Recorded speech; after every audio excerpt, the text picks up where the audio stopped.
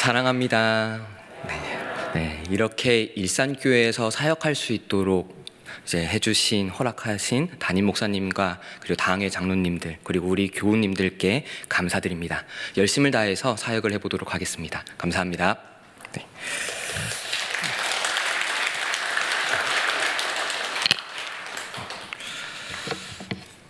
성도님들은 어떤 근심을 가지고 계십니까?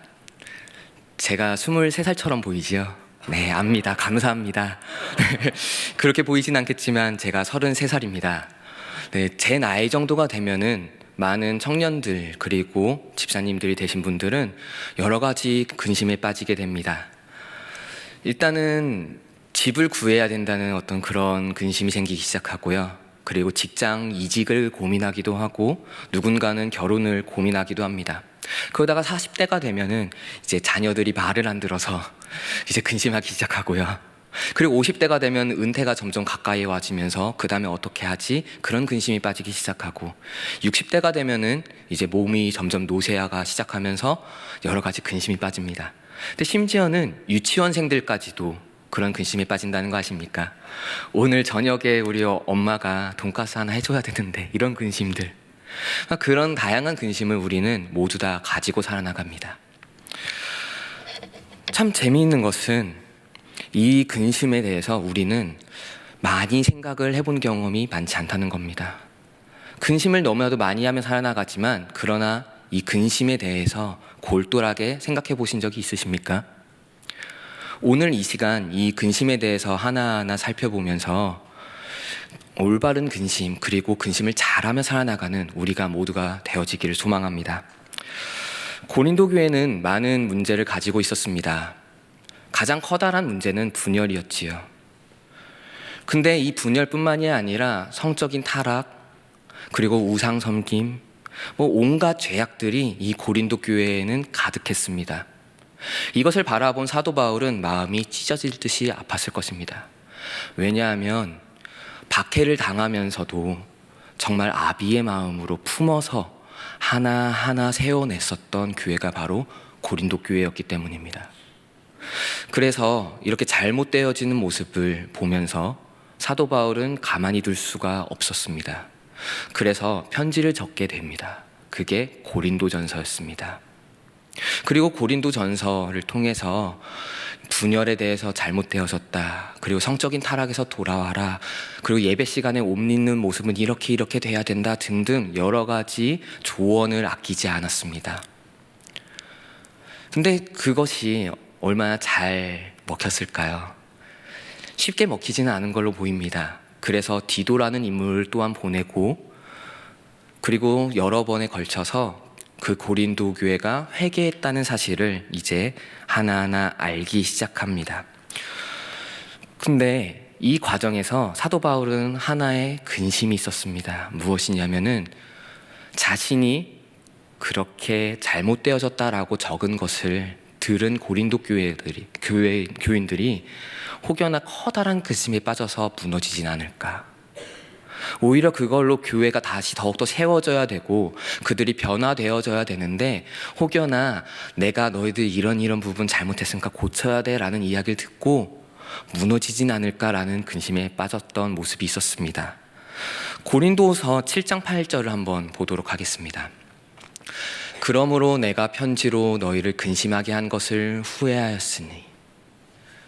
그래서 이 편지를 쓴 것에 대해서 어느 정도 근심을 하고 있었습니다. 내가 이 말을 안 했으면 그 사람들이 무너지진 않았을까? 안 무너졌지 않았을까?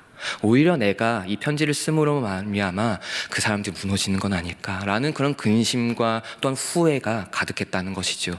그러나 고린도후서 이 작성되는 당시에는 그 후회함이 오히려 기쁨이 되어졌다라고 이야기합니다. 왜냐하면 후회하지 아니함은 그 편지가 너희로 잠시만 근심하게 한 줄을 알미라. 아멘. 그렇습니다. 사도 바울은 처음엔 후회했습니다.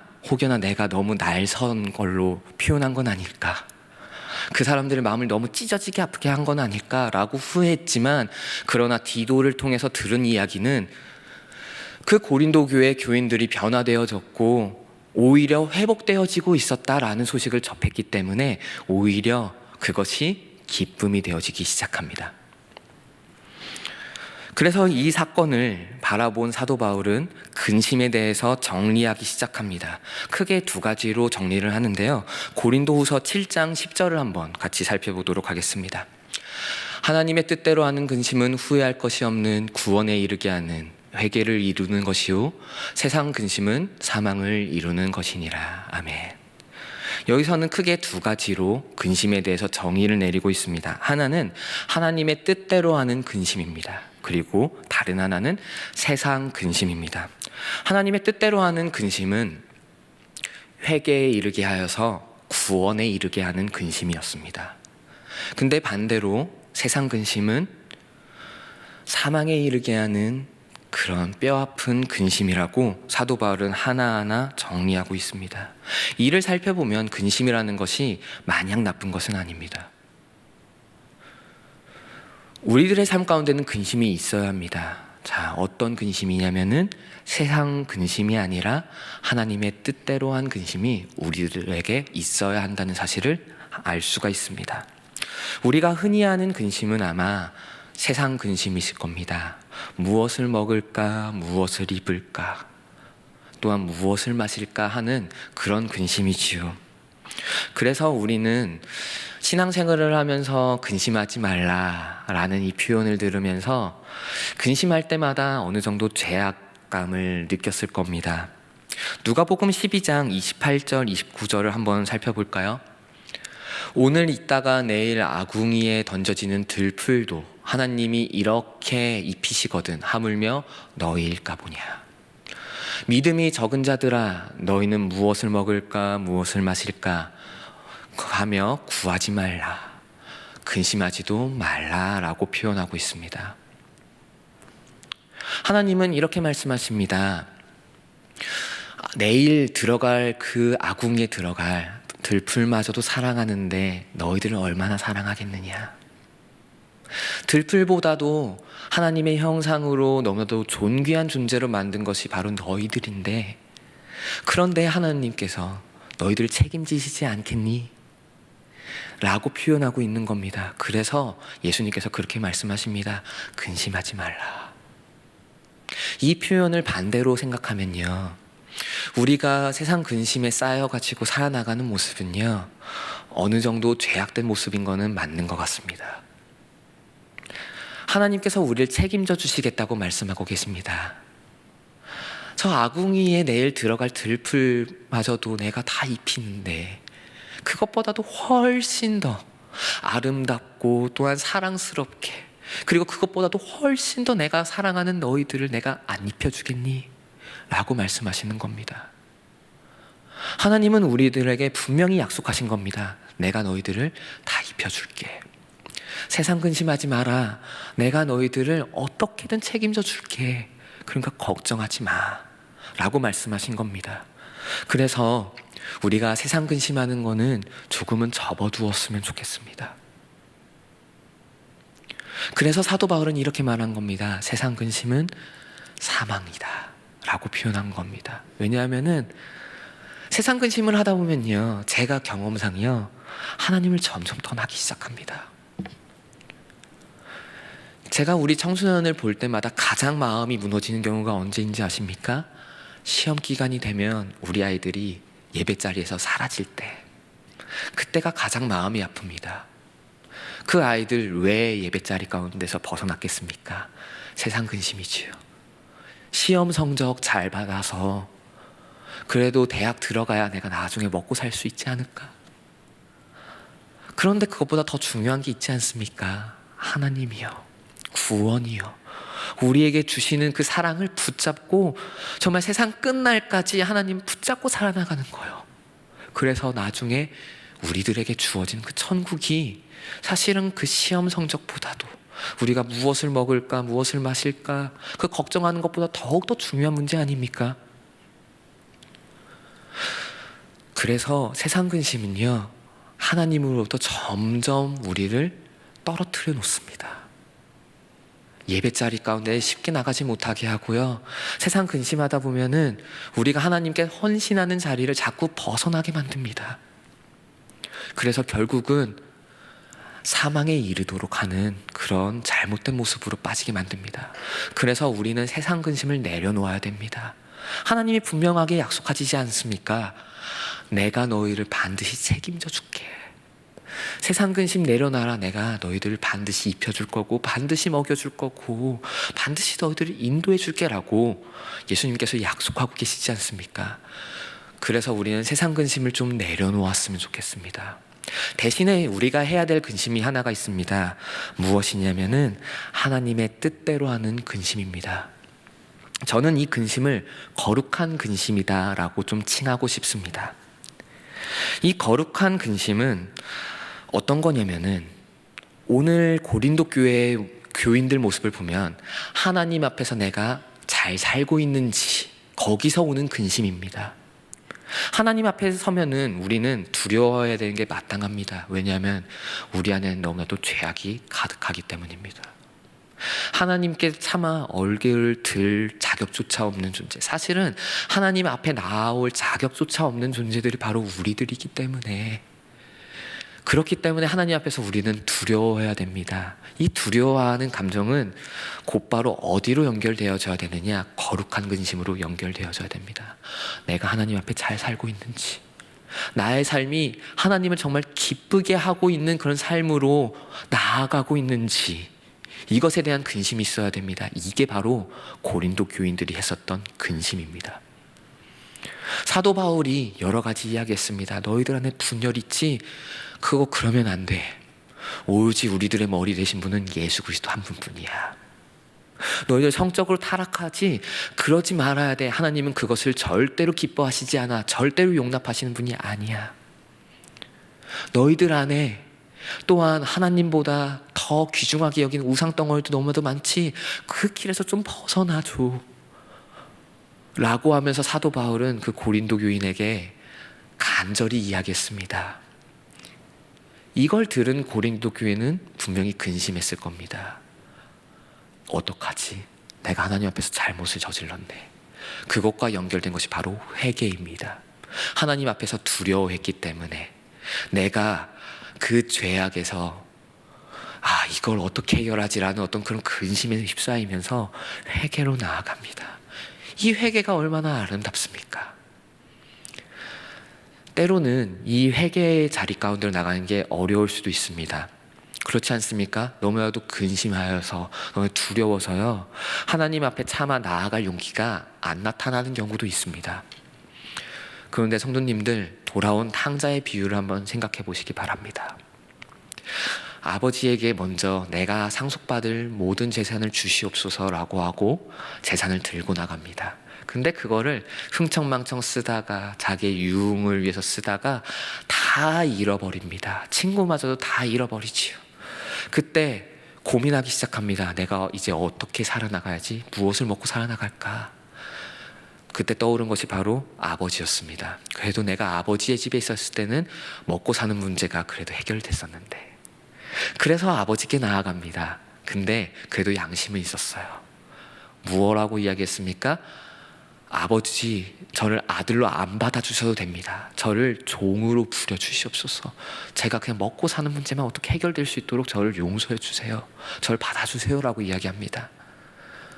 저는 이 탕자의 마음이 저희가 아버지께 나아가는 마음이어야 된다고 생각합니다. 차마 고개를 들지 못하고 그 두려움 앞에서 거룩한 근심에 휩싸여서 하나님 앞에 무릎을 꿇었을 때, 하나님, 저는 주님의 자녀 될 자격이 없는 자입니다. 저는 주님께 사랑받을 자격이 없는 자입니다. 저는 그 십자가의 그 보혈을, 그 공로를 힘입어서 용서받을 자격이 없는 자입니다. 이런 저라도 주님 받아주시겠습니까? 라는 마음으로 나아갔을 때 아버지가 무엇라고 이야기하십니까? 아니다, 너는 여전히 나의 아들이다. 소를 잡아라, 내가 축제를 열어주겠다 라고 말씀하십니다. 우리 또한 그래야 됩니다. 하나님 앞에 회개할 때는 진짜 그 탕자의 마음으로 회개해야 됩니다. 저는 아버지께 자녀됨을 다시 한번 허락받을 자격이 없는 존재입니다. 그렇게 나아갔을 때 하나님 뭐라고 하십니까? 아니다, 너는 여전히 나의 자녀다 라고 하면서 하나님은 우리들 다시 한번 품어주실 것입니다. 그렇기 때문에 우리가 조금은 얼굴에 철판을 까시기 바랍니다. 거룩한 근심에 휩싸여서 내가 하나님께 잘못해서 하나님께서 기뻐하시는 그런 삶을 살지 못해서 너무 두렵고 그 거룩한 근심에 휩싸였을 때 조금은 철판 까서도 괜찮을 것 같습니다. 단지 확실하게 무릎 꿇으시고 확실하게 하나님께 회개했으면 좋겠습니다. 그러면 하나님께서 그 탕자를 받아주셨듯이 우리들 또한 받아주실 줄로 믿습니다. 근데 다른 거룩한 근심이 하나가 더 있습니다. 이번엔 사도 바울의 측면에서 한번 봐볼까요? 사도 바울도 아까 잠깐 읽었듯이 근심에 휩싸였었습니다. 왜 근심에 휩싸였을까요? 다른 거 아닙니다. 하나님의 나라가, 하나님의 그 교회가 바로 서야 되는데 바로 서지 못했기 때문에 근심했습니다. 그 고린도 교인들이 무너져 내려가고 있는 그 모습을 보면서 안타까워서 근심했습니다. 하나님, 이를 어쩌지요? 하나님, 그 고린도 교인들이 바로 서야 되는데 이를 어쩌지요? 하나님, 하나님의 나라가 이루어져 나아가야 되는데, 이 땅 가운데 하나님의 영광만이 드러나야 되는데 그렇지 못하는 이 교회를 불쌍히 여겨 주시옵소서. 그 죄를 깨닫지 못하고 쓰러져 나가는 그 죄악된 고린도 교인들을 불쌍히 여겨 주시옵소서 라고 하면서 근심에 휩싸였습니다. 저는 이게 또 다른 거룩한 근심, 하나님의 뜻대로 하는 근심이라고 생각합니다. 그렇지 않습니까? 성도님들, 그렇다면 이 두 번째 거룩한 근심에 대해서 얼마나 근심하고 계십니까? 한번 세상을 바라봐 주시기 바랍니다. 참 요즘 들어 저는 더욱더 이 교회만이 소망이라고, 이 예수님만이 소망이라고 간절히 느낍니다. 왜냐하면요, 세상에 하나님 나라의 모습으로 되어지는 모습이 점점 사라져 나가기 때문입니다. 동성애 문제부터 시작해서 경제, 정치, 문화, 다양한 영역에서 점점 무너져 내려가고 있습니다. 이 세대가요. 여기에 대해서 얼마나 근심하고 계십니까? 저는 이게 또한 세상 근심 때문에 현 시대에서 우리는 많이 근심하지 못한다 생각합니다. 당장 내 눈앞에 내가 먹고 사는 거가 급한데 주변을 돌아볼 그런 여유가 어디에 있겠습니까? 그렇지요. 일단 당장 내 애부터, 내 자녀부터 잘 못 키우는 것만 같은데, 그래서 너무나도 안타까운데 당장 내 주변의 다른 아이들 어떻게 바라보겠습니까? 당장 내 진급이 눈앞에 달려있는데 어떻게 다른 세상을 더욱더 관찰하고 바라볼 수가 있겠습니까? 당장 내가 급한데요. 그렇지요. 그런데 그것을 좀 내려놓으셨으면 좋겠습니다. 대신에 하나님 나라를 위해서 더욱더 근심해줬으면 좋겠습니다. 아예 세상 근심 안 하기는 어렵습니다. 사실은 저도 세상 근심합니다. 제가 중학교 때의 일입니다. 저희 어머니가 그 당시에 이제 초등학교 교직 생활을 오랫동안 하셨었는데요. 저희 아버지가 목회를 하시다가 이제 그 교회 건축을 한번 해야 되는 타이밍이 왔었습니다. 그 타이밍에요, 너무 돈이 부족한 거예요. 그 타이밍도 계획돼서가 아니라 저희가 원래 새 들어서 운영했었던 그 교회가 좀 지하철역이 들어서고 그러면서 거기서 빠져나와야 되는 상황이 돼서 어쩔 수 없이 교회를 건축을 하게 되어졌는데, 그러다 보니까 돈이 많이 부족했습니다. 예산이요, 헌금이요.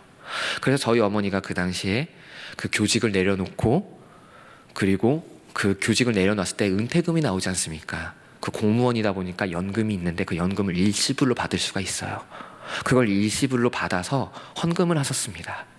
그렇게 해서 교회 건축을 하셨는데, 그것을 보면서요, 중학생인 제가요, 뭐라고 했었냐면요, 엄마, 그러면 나 어떻게 해서 키울 거야? 라고 이야기했대요. 참 어렸죠? 지금 생각해도요, 참 제가 속물이었습니다. 진짜 속물이었어요. 저 또한 그런 세상 근심에 가득했었던 사람이란 거죠. 그런데요, 하나하나 되짚어 보면요, 제가 잘못했다라는 걸 절실하게 느껴요. 사실 저희 어머니가 그렇게 행했었던 거는 하나님 나라가 더욱더 세워지기 위해서 했던 거 아닙니까? 그 교회가 어떻게든 유지가 되어지고 그 가운데 하나님의 말씀이 선포되어지기 위해서 어떻게든 방법을 간구하다가 그렇게 하신 거 아닙니까? 근데 저는 그런 거 생각도 안 하고 세상 근심에 휩싸여가지고요, 하나님 나라를 위한 근심 그런 거 아무것도 안 하고 그냥 그렇게 비수를 꽂은 거예요. 나 어떻게 먹여 키우려고 그래? 그래요. 인간이다 보면요, 이런 세상 근심에 빠질 수밖에 없습니다. 너무나도 현실이니까요. 근데 저는 신앙은 바로 이런 거라고 생각합니다. 그 이상적인 모습과 현실의 모습이 있지요. 이상은 알아요. 하나님 나라를 위해서 더더 근심해야 되는 거 알고 하나님 위해서 모든 걸 헌신해야 되는 거 아는데, 현실은 그렇지 않을 때, 너무 힘들 때요. 근데요, 신앙이라는 건요, 어떻게 해서든 이 두 개의 갭을요, 이 격차를요, 점점 좁혀나가는 게 저는 신앙생활이라고 생각해요. 이게 바로 믿음이 성장해 나아가는 과정이라고 생각해요. 그러니까 우리는 계속해서 꿈꿔왔으면 좋겠습니다. 현실적으로는 세상 근심에 빠질 수밖에 없지만, 그럼에도 하나님이 원하시는 뜻대로 하는 근심, 하나님 나라가 이루어지기를 간절히 바라고 애통하고 기도하는 그 근심이 날로 날로 더욱더 성장해 나아갔으면 좋겠습니다. 왜냐하면 거기에요, 회개함이 있고요, 그리고 구원함이 있기 때문이에요. 성도님들, 그렇게 해주실 수 있으십니까? 우리 모두가 그래서요, 이제 세상 근심은 조금은 날마다 죽여나가시고 거룩한 근심, 하나님의 뜻대로 하는 근심을 행하며 살아나갔으면 좋겠습니다. 그러면 우리가 날마다 더욱더 하나님 앞에서 바로 서지 않을까요? 정말 우리들의 삶이 더욱더 하나님이 보시기에 기뻐하시는 삶으로 점점 변화되어져 나아가지 않을까요? 그래서 이상, 하나님이 제시하는 그 이상과 현실, 그거를 점점 메꿔나갈 수 있는 우리 모두가 되어지지 않을까요? 그러면은 저는 이렇게 확신합니다.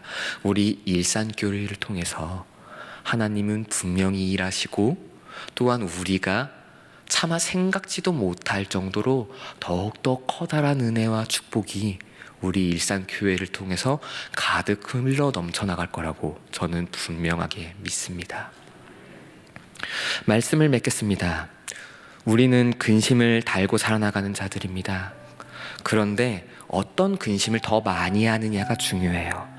제가 경험한 경우엔 거룩한 근심을 하지 못하는 경우는 주로 세상 근심이 가득 찼기 때문이에요.